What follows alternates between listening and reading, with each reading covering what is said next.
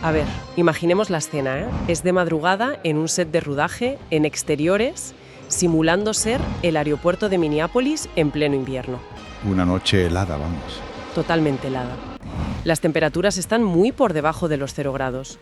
O sea, el viento corta literalmente la cara de los técnicos. Y en la pantalla, en lo que es la visión del director, necesitamos ver una tormenta de nieve apocalíptica. De esas que te paralizan una ciudad entera. Eso es. Pero la realidad, que es muy frustrante y hasta absurda, es que el cielo está completamente despejado, no cae ni un solo copo de nieve, así que la solución del equipo de producción es coger y lanzar hacia las turbinas reales de los aviones toneladas y toneladas de serrín tóxico teñido de blanco. Madre mía, qué locura. Es un caos absoluto. La gente apenas puede respirar en el set. En medio de esta pesadilla helada, el director de la película colapsa, cae fulminado en la pista por una neumonía severa.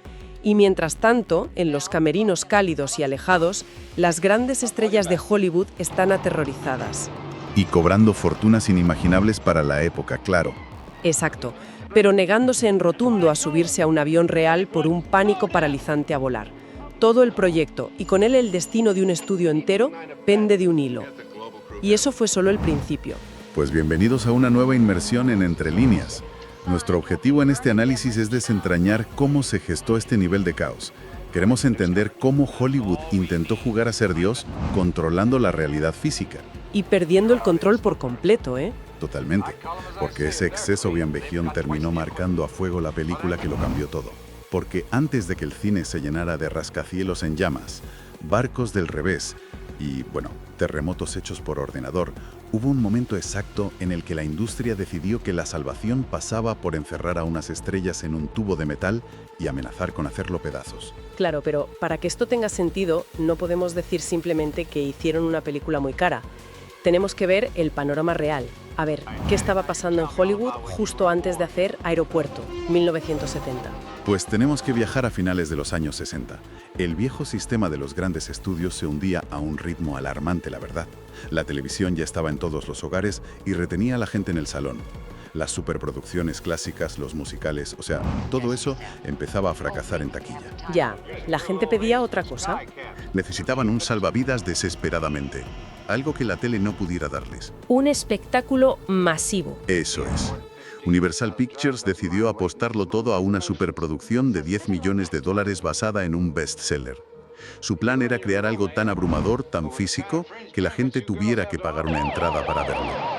Y después del éxito masivo de esta idea, Hollywood entró en una auténtica fiebre por destruir cosas gigantes en pantalla, marcando el camino para el cine de catástrofes. Esa piedra angular fue Aeropuerto 1970. Y vaya si funcionó. O sea, el resumen es brutal si lo piensas. Una tormenta de nieve paraliza el Aeropuerto Internacional Lincoln en Chicago. A eso le sumas un avión atascado que bloquea la única pista principal. Un cuello de botella logístico de manual. Y por si fuera poco, un hombre desesperado se sube a un vuelo hacia Roma abrazando un maletín lleno de explosivos. Es una carrera a contrarreloj espectacular. Y esa saturación de crisis en la ficción, fíjate, reflejaba la saturación real de la producción. Empecemos por la obsesión con el clima. Universal sabía que no podía falsificar una nevada masiva en los estudios soleados de California. Querían peligro real. Así que se llevaron a todo el equipo a Minneapolis en pleno invierno. La lógica era ir al sitio más frío, ¿no? Claro, pero si miramos los registros de producción que hemos analizado para este video de Entre Líneas, resulta que se encontraron con uno de los inviernos más secos de la década. Es que es el colmo de la mala suerte. Ya te digo, tienen $10 millones en juego y cero nieve. Hoy en día usarían efectos digitales, pero en esa época el compromiso con lo físico era absoluto. Así que alquilaron toneladas de serrín de los aserraderos locales. Lo que comentábamos al principio, serrín teñido con químicos. Exacto. Usaron ventiladores industriales para esparcirlo. Visualmente era asombroso. En pantalla parece una tormenta real. Pero el equipo estaba respirando polvo de madera blanqueado constantemente. El frío era extremo.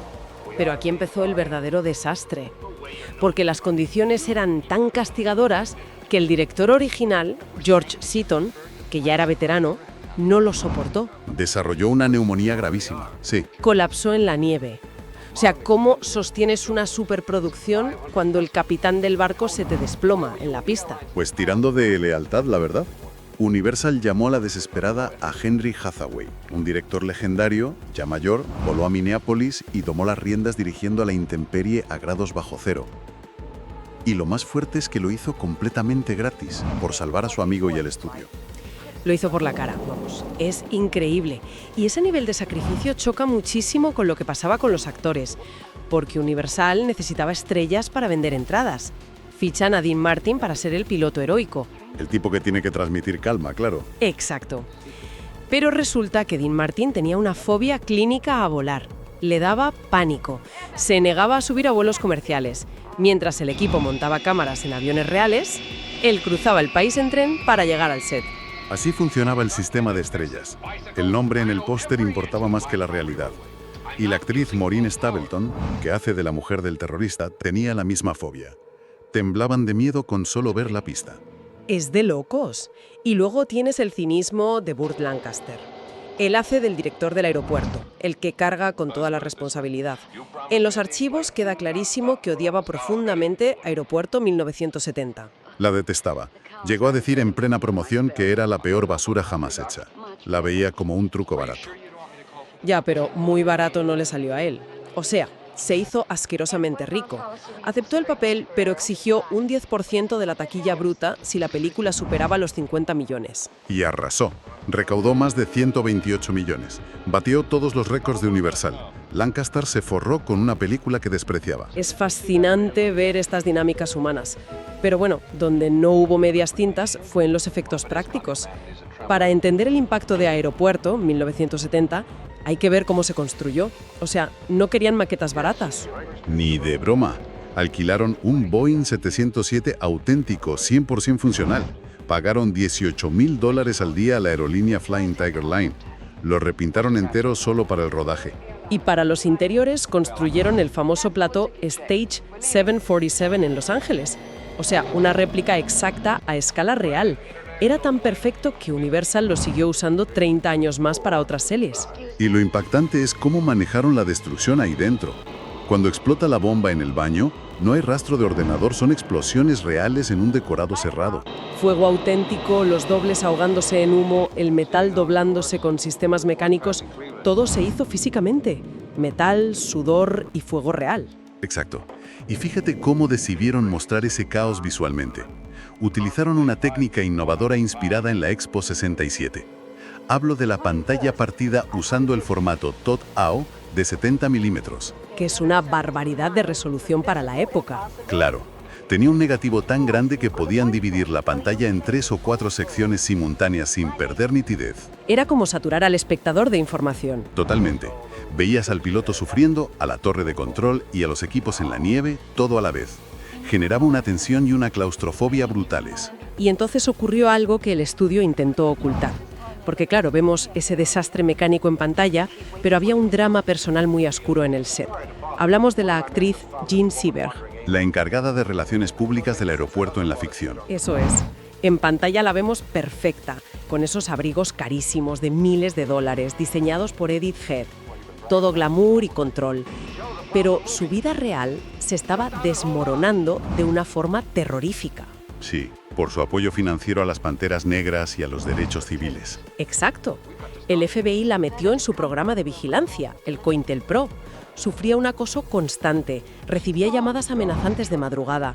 Estaba tan aterrada que ni siquiera podía dormir en su casa. Acababa durmiendo en el sofá del productor Ross Hunter. El contraste es brutal. De día, simulando una catástrofe aérea rodeada de focos, y de noche viviendo un terror psicológico real. Un peso emocional invisible impresionante. Aunque bueno, la película supo equilibrar toda esa tensión con momentos brillantes, como el de Ada Quonset. La maravillosa Helen Hayes. Es que es genial. En medio de explosiones y dramas, tienes a esta viejecita entrañable colándose en los aviones por la cara. Aportaba muchísima humanidad. No me extraña que se llevara el Oscar a Mejor Actriz de Reparto, el único de las 10 nominaciones que tuvo Aeropuerto 1970. Y ese premio nos dice mucho de cómo eran estas producciones comparadas con las de hoy.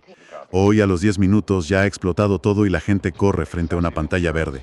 Ya, pura adrenalina desde el segundo uno. Claro, Pero aquí se toman casi una hora en construir las dinámicas del aeropuerto. Nos muestran un mundo que hoy nos parece de ciencia ficción. Ya te digo, ver esas escenas de los controles es alucinante. O sea, vemos a un señor sudando, súper nervioso, que llega, compra un seguro de vida en una máquina de monedas y se sube al avión con un maletín. Y nadie le abre el maletín. ¿No hay arcos de seguridad? Nada, una época de inocencia absoluta. Y gracias a ese ritmo pausado del principio, cuando la bomba estalla, realmente te importan los personajes. Sufres con ellos, como con el mecánico que interpreta a George Kennedy, cuando ignora los manuales de seguridad para despejar la pista acelerando los motores al límite. Esa fisicalidad funcionó tan bien que creó toda una franquicia. Pero a ver, y aquí la película estuvo a punto de derrumbarse literalmente, traspasando la pantalla hacia el mundo real. Porque si toda esta inmersión va de cómo Hollywood usó máquinas auténticas y efectos reales, lo que pasó años después con esos vehículos es para no dormir. Entramos en lo que se conoce como la maldición de los aviones, sí. Cuéntanos esto, porque es tela, ¿eh? Empecemos por el mismísimo Boeing 707 de Aeropuerto 1970. Ese avión alquilado matrícula N324F. En la película sobrevive a la bomba y hace un aterrizaje milagroso en la nieve. Final feliz en la ficción. Pero la realidad fue otra. El avión volvió a operar rutas comerciales durante años, hasta que, el 21 de marzo de 1989, operando como vuelo de carga en Sao Paulo, Brasil, tuvo un fallo catastrófico. Un error en los frenos aerodinámicos hizo que perdiera sustentación. Madre mía. El avión, exactamente el mismo de la película, cayó a plomo sobre un área residencial. Murieron los 3 tripulantes y 22 personas en tierra. Es que te deja sin palabras. Un avión que vimos salvarse en el cine convertido en una tragedia real. Pero lo peor es que no fue un caso aislado en esta franquicia. No, los patrones son escalofriantes. En la primera secuela de 1975, usaron una avioneta Beechcraft real para las tomas donde choca contra un 747. Pues años después, esa misma avioneta exacta sufrió un fallo y chocó en el aire en la vida real, matando a sus ocupantes. Parece que la película escribiera el futuro de verdad. Y el colmo del horror llega con la 4ª entrega de la saga en el 79.